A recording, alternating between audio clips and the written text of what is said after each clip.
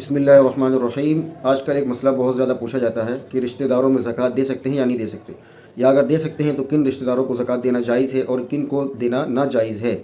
پرسوں بھی ایک سوال آیا تھا کہ بہن کو زکوٰۃ دینا جائز ہے یا نہیں، اور اسی طریقے سے اور بھی سوالات آتے ہیں۔ تو ایک بات اس میں ذہن میں رکھیں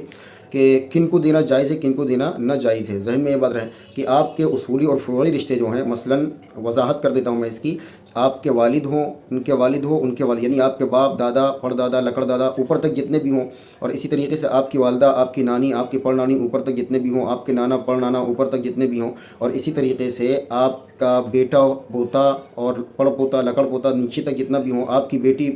بیٹی، پوتی، پڑ پوتی نیچے تک جتنے بھی ہوں، اور اسی طریقے سے آپ کی نواسی، اس کی بیٹیاں نیچے تک جتنی بھی ہوں، اور اسی طریقے سے شوہر اور بیوی، یہ دونوں ایک دوسرے کو زکوٰۃ نہیں دے سکتے۔ یعنی یہ جو رشتے میں نے بیان کیے ہیں، باپ، دادا اور بیٹا، پوتا، بیٹی، پوتی، نواسی، ماں، نانی، نانا وغیرہ وغیرہ، یہ رشتے ایک دوسرے کو زکوٰۃ نہیں دے سکتے۔ اور اس کے علاوہ جو رشتے ہیں، اور مثلاً آپ اپنے بھائی کو زکوٰۃ دے سکتے ہیں، اپنی بہن کو زکوٰۃ دے سکتے ہیں، اور اپنے چچا کو زکوٰۃ دے سکتے ہیں، اور اس طریقے سے اپنے بہنوئی کو زکوٰۃ دے سکتے ہیں، اپنی پھوپھی کو، اپنے پھوپھا کو، ماموں کو، ممانی کو زکوٰۃ دے سکتے ہیں، اور اسی طریقے سے اور بھی رشتے ہیں، جیسے آپ اپنے ساس اور سسر کو بھی زکوٰۃ دے سکتے ہیں۔ تو ان رشتوں میں آپ زکوٰۃ دے سکتے ہیں، جو پہلے بیان کیے گئے ان میں زکوٰۃ نہیں دے سکتے ہیں۔ بلکہ ان رشتوں میں زکوٰۃ دینے سے، جن کو زکوٰۃ دینا جائز ہے، اگرچہ وہ مستحق بھی ہوں، ان کے زکوٰۃ دینے سے دوہرا ثواب ملے گا۔ ایک تو زکوٰۃ کی ادائیگی کا، اور دوسرے آپ صلہ رحمی کریں گے، رشتہ داری کا جوڑنے کا، اور ان کے ساتھ حسن سلوک کرنے کا بھی آپ کو ثواب ملے گا انشاءاللہ تعالی۔